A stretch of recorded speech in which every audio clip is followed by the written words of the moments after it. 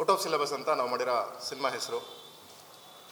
ತುಂಬ ವಿಭಿನ್ನವಾದ ಒಂದು ಸಿನಿಮಾ ಮಾಡಬೇಕು ಅಂತ ಹೊರಟಿ ಆ್ಯಡ್6 ಅಂತ ಒಂದು ಅಡ್ವರ್ಟೈಸಿಂಗ್ ಏಜೆನ್ಸಿ, ವಿಜಯಕಲಾ ಮೇಡಮ್ ಅಂತ ಪ್ರೊಡ್ಯೂಸರು ನಮಗೆ ಬೆಂತಟ್ಟಿ ಸಿನಿಮಾ ಮಾಡಿ ಅಂತ ಒಂದು ಅವಕಾಶ ಕೊಟ್ಟರು.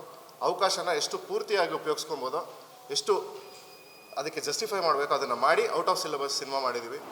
ಇವತ್ತು ಎಂಡ್ ಪ್ರಾಡಕ್ಟ್ ನೋಡ್ತಾ ಇದ್ದರೆ ನಮ್ಗೆ ಯಾವುದೇ ಥರ ರಿಗ್ರೆಟ್ಸ್ ಇಲ್ಲ, ಅದನ್ನು ಹಂಗೆ ಬೆಟರ್ ಮಾಡ್ಬೋದಾಗಿತ್ತು ಅಂತ.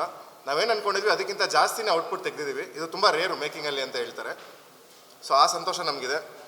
ಈಗಾಗಲೇ ಈ ಸಿನಿಮಾದಲ್ಲಿ 2 ಸಾಂಗು, ಒಂದು ಮ್ಯೂಸಿಕಲ್ ಟೀಸರು, ಒಂದು ಟ್ರೇಲರ್ ಬಿಟ್ಟಿದ್ದೀವಿ. ಎಲ್ಲದಕ್ಕೂ ತುಂಬ ಒಳ್ಳೆ ರೆಸ್ಪಾನ್ಸ್ ಇದೆ. ತುಂಬ ಒಳ್ಳೆ ರೆಸ್ಪಾನ್ಸ್ ಯಾವಾಗಿದೆ ಅಂದರೆ, ಓಕೆ ಚೆನ್ನಾಗಿ ಲೈಕ್ ಮಾಡೋದು ಬೇರೆ, ಅದು ನಮಗೆ ಕಾಂಪ್ಲಿಮೆಂಟ್ ಕೊಡೋದು ಬೇರೆ, ಬಟ್ ಬಿಸ್ನೆಸ್ ಕಾಲ್ಸ್ ಬರೋದು ಬೇರೆ. ಸೊ ಬಿಸ್ನೆಸ್ ಕಾಲ್ಸ್ ಬರೋದ್ರಿಂದ ನಮ್ಮ ಪ್ರಾಡಕ್ಟ್ ವರ್ಕ್ ಆಗ್ತಿದೆ ಅನ್ನೋ ಒಂದು ಖುಷಿ ನಮ್ಮ ತಂಡಕ್ಕೆ ಇವಾಗಿದೆ. ಎರಡನೇದೇನೆಂದರೆ, ವಿಭಿನ್ನವಾಗಿ ಏನಾದರೂ ಮಾಡಬೇಕು ಅಂತ ಟೈಟಲಿಂದ ಹಿಡಿದು ಫಸ್ಟು ಟೈಟಲ್ ಇಟ್ಟಾಗ ಎಲ್ಲರೂ ನಮಗೆ ಫಸ್ಟ್ ಸ್ಟೆಪ್ ನಾವು ಮಾಡಿದ್ದು ತುಂಬ ಚೆನ್ನಾಗಿಟ್ಟಿದ್ದಾರೆ ಟೈಟ್ಲು. ಯಾಕಂದರೆ ಜೀವನ ಇರೋದು ಸಿಲೆಬಸ್ಸಲ್ಲ, ಜೀವನ ಇರೋದು ಔಟ್ ಆಫ್ ಸಿಲೆಬಸ್. ಆಮೇಲೆ ಸಿಲೆಬಸ್ ಅನ್ನೋ ಪದ ಅದು ಆಲ್ಮೋಸ್ಟ್ ನೌನ್ ಥರ ಆಗಿದೆ, ಕನ್ನಡ ಪದನೇ ಆಗಿದೆ ಇವಾಗ. ಪ್ರತಿಯೊಬ್ಬರು ಸಿಲೆಬಸ್ ಅಂತಲೇ ಬಳಸ್ತಾರೆ. ಸೊ ಆ ಟೈಟಲ್ ಇಟ್ಟಾಗಿಂದನೂ ನಮಗೆ ಒಂದು ಪಾಸಿಟಿವ್ ವೈಬ್ ಇದೆ. ನಮ್ಮ ಜೋಗಿ ಪ್ರೇಮ್ ಸರು ಕ್ಲಾಪ್ ಮಾಡಿಕೊಟ್ಟಿದ್ರು ಸಿನಿಮಾಗೆ ಬೆಂಗಳೂರಲ್ಲಿ ಮುಹೂರ್ತ ಮಾಡಿದಾಗ. ಅಲ್ಲಿಂದ ಶುರು ಮಾಡಿದ ಜರ್ನಿ ಇವತ್ತರೆಗೂ ತುಂಬ ಅದ್ಭುತವಾಗಿ ಸಿನಿಮಾ ಮೂಡ್ ಬರ್ತಾ ಇದೆ, ನಡೀತಾ ಇದೆ ನಮ್ಮ journey. Next step Achyut Kumar ಅವ್ರದ್ದು ಕ್ಯಾರೆಕ್ಟರ್ ಗ್ಲಿಮ್ಸ್ ಅಂತ ಒಂದು ವಿಡಿಯೋ ಬಿಟ್ವಿ. ಒಂದು ಈಗೋ ಬಗ್ಗೆ ನೀವು ನೋಡಿರ್ತೀರಿ, ಒಂದು ಪೇಪರ್ ಇಟ್ಕೊಂಡು ಈ ಥರ ಅರಿಯೋದು, ಪ್ರಪಂಚ ಎಷ್ಟು ದೊಡ್ಡದು, ನಾವೆಷ್ಟು ಸಣ್ಣವ್ರು ಅದರಲ್ಲಿ ಅಂತ ಹೇಳೋ ಒಂದಿದು. ಅದನ್ನು ನಾವು ಏನಕ್ಕೆ ರಿಲೀಸ್ ಮಾಡಿದ್ವಿ ಅಂದರೆ, ತುಂಬ ಹಿಂದೆನೇ ರಿಲೀಸ್ ಮಾಡಿದ್ವಿ, ಹೋದ ವರ್ಷನೇ. ನಾವು ಮಾಡ್ತಾ ಇರೋದು ಓಡುತ್ತೆ ಅಂತ ನಾವು ಅಂದ್ಕೊಳೋದು, ಎಲ್ಲರೂ ಅನ್ಕೊತಾರೆ, ಪ್ರತಿಯೊಬ್ಬ ಸಿನಿಮಾ ಮೇಕರು ಅನ್ಕೊತಾನೆ. ಬಟ್ ಇದು ಓಡುತ್ತಾ ಇಲ್ವೋ ನಾವು ಒಂದು ಟೆಸ್ಟ್ ಮಾಡ್ಕೊಳೋಣ. ಸೊ ನಮ್ಮ ಜಡ್ಜ್ಮೆಂಟಲ್ಲಿ ಇದು ಓಡುತ್ತೆ ಸರ್ ಅಂತ ನಾವು ಪ್ರೊಡಕ್ಷನ್ ಹೌಸಲ್ಲಿ ಒಂದು ಚರ್ಚೆ ಮಾಡಿ ಒಂದು ಕ್ಯಾರೆಕ್ಟರ್ ಗ್ಲಿಮ್ಸ್ ಅಂತ ಒಂದು ರಿಲೀಸ್ ಮಾಡಿದ್ವಿ. ಅದು ಯಾವ ಮಟ್ಟಕ್ಕೆ ರೀಚ್ ಆಯಿತು ಅಂದರೆ, 1,000 ಫಾಲೋವರ್ಸ್ ಇರೋ ಪೇಜಲ್ಲಿ 1.3 ಮಿಲಿಯನ್ ಹೋಗಿದೆ. ಇವಾಗ ನಮ್ಗೆ ಆ ಪ್ರೆಸೆಂಟೇಷನ್ ಎಲ್ಲ ನಮ್ಮ ಬಿಸ್ನೆಸ್ಗೂ ಹೆಲ್ಪ್ ಆಗ್ತಿದೆ. OTT ಪ್ಲಾಟ್ಫಾರ್ಮ್ಸ್ವರೆಗೆಲ್ಲ ಅದನ್ನೆಲ್ಲ ಕಳಿಸ್ತಾ ಇದ್ದೀವಿ. ಯಾಕಂದರೆ 2.5 ಲಕ್ಷ ಶೇರ್ ಆಗಿದೆ ಅದು. ಸೊ ಈ ಥರ ವಿಚಾರಗಳು ನಮ್ಗೆ ಇನ್ನೂ ಸ್ಫೂರ್ತಿ ಕೊಡ್ತು. ಆಮೇಲೆ ಮತ್ತೆ ಯೋಗರಾಜ್ ಭಟ್ ಸರ್ ಆ್ಯಡ್ ಆದರು, ಚಿತ್ಕಲಾ ಬಿರಾದರ್ ಅವರು, ರಾಮಕೃಷ್ಣ ಅವರು, 5 ಜನ ಮ್ಯೂಸಿಕ್ ಡೈರೆಕ್ಟರ್ಸ್ ಇದ್ದಾರೆ ಈ ಮೂವಿಗೆ. ಆಮೇಲೆ 10,000 ವಿದ್ಯಾರ್ಥಿಗಳು ವಿವಿಧ ಇದರಲ್ಲಿ ಭಾಗವಹಿಸಿದ್ದಾರೆ. ನೀವು ಟ್ರೇಲರಲ್ಲಿ ನೋಡಿದ್ರೆ ಒಂದು ಶಾರ್ಟು 7,000 ಜನದ ಮಧ್ಯೆ ತೆಗೆದಿದ್ದೀವಿ. ಇನ್ನೊಂದು ಆಡಿಟೋರಿಯಮಲ್ಲಿ ಒಂದು ಶಾರ್ಟ್ ಇದೆ. ಯಾವುದೂ CG ಇಲ್ಲ, ಒಂದು ಗ್ರಾಫಿಕ್ಸ್ ಇಲ್ಲ. ಆ್ಯಕ್ಚುಲಿ ನಾನು ಕೆಲವು ಪ್ರೊಡ್ಯೂಸರ್ಗೆ ಹೇಳಿದಾಗ, ನಾವು ಟ್ರೇಲರ್ ರಿಲೀಸ್ ಮಾಡಿದಾಗ, ನಿಮ್ಮ ಗ್ರಾಫಿಕ್ಸ್ ಮಾಡಿದವ್ರು ಯಾರು ಅಂತ ನನ್ನ ಕರೆ ಬಂತು. ಸರ್ ಗ್ರಾಫಿಕ್ಸ್ ಇಲ್ಲ ಸರ್, ರಿಯಲ್ ಕ್ರೌಡು ಅಂತ. ಹೆಂಗೆ ಮ್ಯಾನೇಜ್ ಮಾಡಿದ್ರಿ? ಅದು ನಮಗೆ ಅದೃಷ್ಟ ಅಂತ ಹೇಳ್ಬೋದು. ಯಾಕಂದರೆ ಕಾಲೇಜಲ್ಲಿ ಹೋಗಿ ಶೂಟಿಂಗ್ ಮಾಡಬೇಕಾದ್ರೆ ಒಂದು 10 ಜನ 20 ಜನ ಬರ್ತಾರೆ, ಓಡೋಗ್ತಾರೆ, ಕೂತ್ಕೊಳ್ಳಲ್ಲ, ಅಷ್ಟು ಅವರ್ಗಟ್ಟಲೆ ಕೂತ್ಕೋಬೇಕು. ಬಟ್ ನಮಗೊಂದು ಬಾಂಧವ್ಯ ಇದ್ದಿದ್ದರಿಂದ ತುಂಬ ಅದ್ಭುತವಾಗಿ ಬಂದಿದೆ. ಏನಕ್ಕೆ ಅಂದರೆ, ಪ್ರತಿಯೊಬ್ಬರು ಎಲ್ಲ ಆರ್ಟಿಸ್ಟು, ಜೂನಿಯರ್ ಆರ್ಟಿಸ್ಟು ಈ ಫಾರ್ಮ್ಯಾಟು ಇದೆ, ಮಿಕ್ಸ್ ಆಗಿರ್ತಾರೆ. ಬಟ್ ನಿಮಗೆ ನಮ್ಮ ಸಿನಿಮಾ ನೀವು ಆರ್ಟಿಸ್ಟ್ಗಳು ನೋಡ್ತಾ ಹೋದರೆ, ಕಾಸ್ಟಿಂಗ್ ನೋಡ್ತಾ ಹೋದರೆ ತುಂಬ ಫ್ರೆಶ್ನೆಸ್ ಇದೆ. ಫ್ರೆಶ್ನೆಸ್ಸಲ್ಲಿ ಇದು ಒಳ್ಳೆ ಪರವಾಗಿಲ್ಲಲ್ಲ, ಏನೋ ರಿಯಲಿಸ್ಟಿಕ್ ಅನಿಸುತ್ತೆ. ಯಾಕಂದರೆ ನಾವು ರಿಯಲ್ ಜನನ ತುಂಬ ಕಡೆ ಬಳಸಿದ್ದೀವಿ. ಸೊ ಈಗ ನೆಕ್ಸ್ಟು ಜನರಲ್ಲು ಸಿನಿಮಾ ಬಗ್ಗೆ ಹೇಳ್ಬೇಕಂದ್ರೆ, ಕೆಲವ್ರು ಹೇಳ್ತಾರೆ ಬಡ್ಜೆಟ್ ಎಷ್ಟಾಯಿತು. ಸೊ ಬಡ್ಜೆಟು ಅನ್ನೋದೇನು, ನಮಗೆ ಸಿನಿಮಾ ತೆರೆ ಮೇಲೆ ಏನು ಕಾಣಿಸುತ್ತೆ ಅನ್ನೋದು ಬಡ್ಜೆಟು ನನ್ನ ಪ್ರಕಾರ. ಸೊ ನಾವು ಹಿಂದೆ ಆರ್ಟಿಸ್ಟ್ ಎಷ್ಟು ಕೊಡ್ತೀವಿ ಅದೆಲ್ಲ ಬಡ್ಜೆಟ್, ಸಿನಿಮಾ ತೆರೆ ಮೇಲೆ ಏನು ಕಾಣಿಸುತ್ತೆ ಅನ್ನೋದು ಬಡ್ಜೆಟು. ಸೊ ನಮ್ಮ ಸಿನಿಮಾ ನಾವು 1 ರೂಪಾಯಿ ಏನು ಖರ್ಚು ಮಾಡಿದ್ದೀವಿ ಅದು ತೆರೆ ಮೇಲೆ ತುಂಬ ಚೆನ್ನಾಗಿ ತೊಗೊಂಬಂದಿದ್ದೀವಿ, ಯಾವುದು ವೇಸ್ಟ್ ಮಾಡಿಲ್ಲ. ಶಾರ್ಟ್ಸು ನಮ್ಮ ಎಡಿಟರ್ ಹೇಳ್ತಾಯಿದ್ರು, ಸರ್ ಆ್ಯಕ್ಚುಲಿ ನೀವು 90% ಮೇಲೆ ತೆಗೆದಿರೋದನ್ನ ಯೂಸ್ ಮಾಡಿದ್ದೀರಾ, ಯಾವುದು ವೇಸ್ಟ್ ಮಾಡಿಲ್ಲ ಅಂತ. ಅದು ಟ್ರಿಮ್ಮಿಂಗಲ್ಲಿ ಹೋಗಿರೋದಷ್ಟೇ. ಸೊ ಅದೊಂದು ತುಂಬ ಅಡ್ವಾಂಟೇಜು. 2 ಥರ ಸಿನಿಮಾ ಶೂಟ್ ಮಾಡ್ತಾರೆ. ಸ್ಟಾರ್ ಸಿನಿಮಾ ಅಂದರೆ ರಿಯಲ್ ಕ್ರೌಡಲ್ಲಿ ಶೂಟ್ ಮಾಡೋಕ್ಕಾಗಲ್ಲ, ಲೈವ್ ಲೊಕೇಶನ್ಸಲ್ಲಿ ಶೂಟ್ ಮಾಡೋಕ್ಕಾಗಲ್ಲ. ಇವಾಗ ಆ ಥರ ತೊಗೊಂಡು ನಾವು ಶೂಟ್ ಮಾಡೋ ಎಲ್ಲ ಲೊಕೇಶನ್ಸು ಸೆಟ್ ಹಾಕಿ ಮಾಡಬೇಕಂದ್ರೆ ಈ ವರ್ಷದ ಅತಿ ದೊಡ್ಡ ಬಡ್ಜೆಟ್ ಸಿನಿಮಾ ಅಂತಲೇ ಹೇಳ್ಬೋದು ನಮ್ಮದು.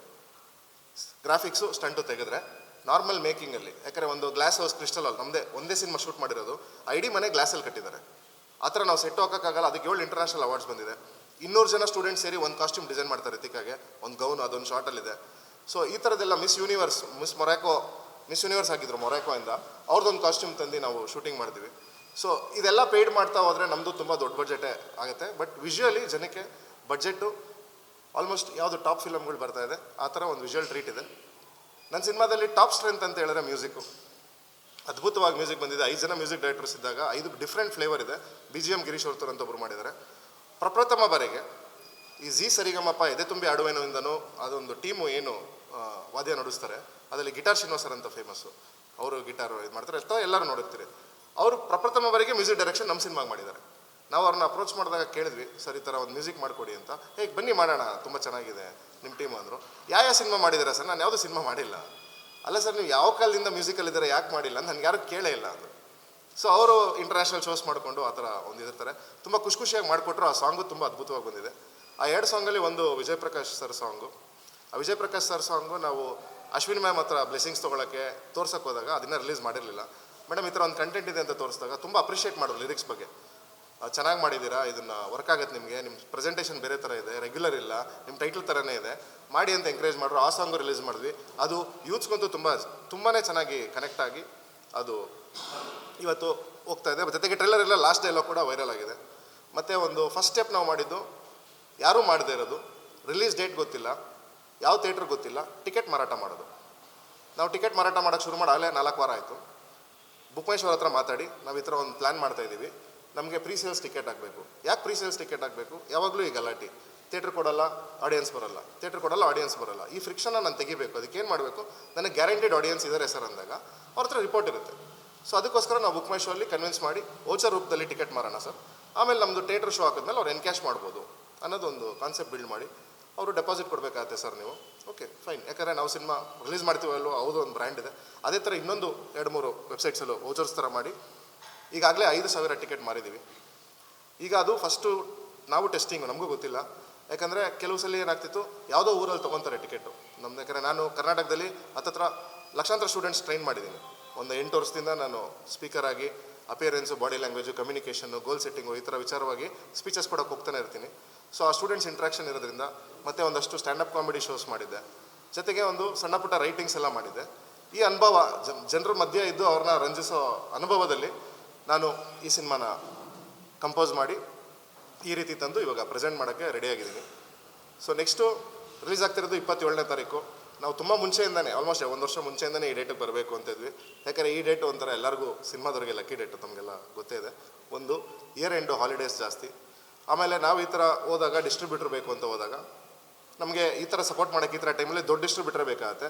ಸೊ ಶ್ರೀ ಗೋಕುಲ್ ಫಿಲಮ್ಸ್ ಅಂತ ಪುಷ್ಪ 2 ಡಿಸ್ಟ್ರಿಬ್ಯೂಟ್ ಮಾಡಿದವರು ನಮ್ಮ ಸಿನಿಮಾ ನೋಡಿದ್ರು, ನಾನು ಡಿಸ್ಟ್ರಿಬ್ಯೂಟ್ ಮಾಡ್ತೀನಿ ನಿಮ್ಮ ಸಿನಿಮಾ ಚೆನ್ನಾಗಿದೆ ಅಂತೇಳಿ ಅವರು ಸಪೋರ್ಟ್ ಮಾಡ್ತಾಯಿದ್ದಾರೆ. ಸೊ ಅವ್ರಿಗೂ ಒಂದು ದೊಡ್ಡ ಥ್ಯಾಂಕ್ಸ್. ಸೊ ಎಂಟೈರ್ ತಂಡದಲ್ಲಿ ಸಿನಿಮಾ ಮಾಡೋದಲ್ಲ ಆಗೋದು ಅಂತ ಹೇಳ್ತಾರೆ. ನಮ್ಮ ಸಿನಿಮಾ ಅವತ್ತಿಂದನೂ ಪ್ರತಿಯೊಂದು ಕುಡ್ಕೊಂಬಂದಿದೆ. ನಾವು ಕೇಳಿದ ಆರ್ಟಿಸ್ಟ್ ಎಲ್ಲ ಮಾಡಿದ್ದಾರೆ.